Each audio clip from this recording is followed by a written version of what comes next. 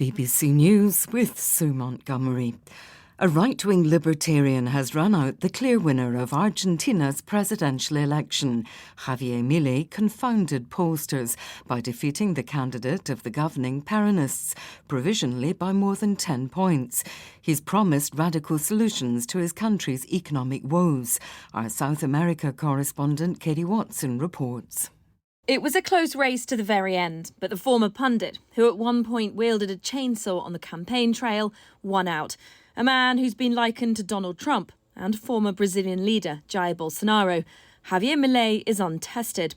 But that was part of his appeal. His talk of introducing the US dollar as the country's official currency was met with applause by his supporters. Many economists, though, talk of financial disaster.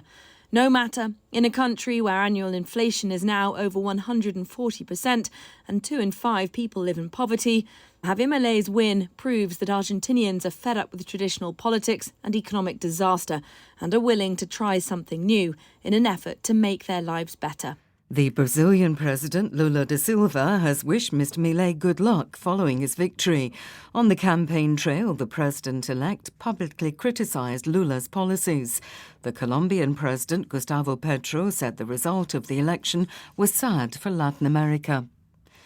The Israeli army has released security camera footage that it says shows hostages abducted by Hamas on October the 7th being brought into Al-Shifa Hospital in Gaza City. Nick Beek reports. The IDF's chief spokesman, Daniel Hagari, played CCTV footage which he said showed Hamas fighters arriving at the hospital in stolen Israeli army vehicles before bringing hostages in through the front entrance. Armed men can be seen in the video, which is date-stamped the 7th of October, the day of Hamas's attacks. Rear Admiral Hagari claimed Hamas had killed 19-year-old Noa Marciano inside Al-Shifa Hospital after she'd sustained minor injuries elsewhere. The Israeli military says it's continuing to bomb Gaza from land, sea and air as its troops move deeper into the besieged territory. The World Health Organization says it's finalising plans to complete the evacuation of the remaining patients and medical staff from Al-Shifa. 31 premature babies transferred from the hospital on Sunday are now receiving care in southern Gaza. Nabal Farsakh is from the Palestinian Red Crescent. It was a very hard process because basically even our ambulances are not prepared. We don't have incubators. So we had to wrap the babies with foil in order to keep their body's temperature. And then gladly we were able to evacuate them safely to the Emiratis hospital now. BBC News. The former chief executive of OpenAI, the company that created the popular ChatGPT bot, has been photographed back in its offices 2 days after being sacked. There's speculation that investors had called for Sam Altman to be reinstated following the company's surprise move. The board said they had lost confidence in him, accusing him of not being consistently candid in his communications. The authorities in the Dominican Republic say at least 21 people are known to have died following torrential rains over the weekend.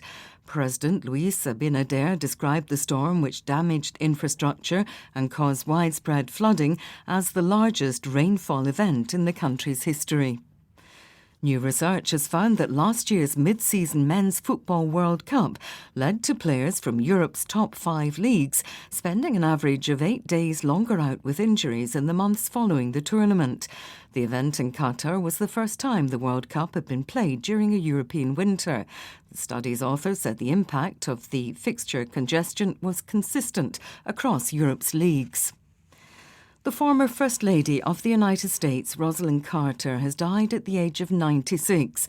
Known for her work on mental health and conflict resolution, she was described by her husband, the former President Jimmy Carter, as his equal partner. Shingai Nyoka sent this report from Washington. Rosalynn Carter died surrounded by family days after she entered hospice care at her home in Georgia. Tributes have been pouring in for her humanitarian work. As First Lady, she was known to sit in on cabinet briefings. Mrs. Carter created an office in the White House's East Wing, from which she championed the cause of mental health, helped the aged and people with developmental disabilities. She also organized relief for refugees escaping genocide in Cambodia. BBC News.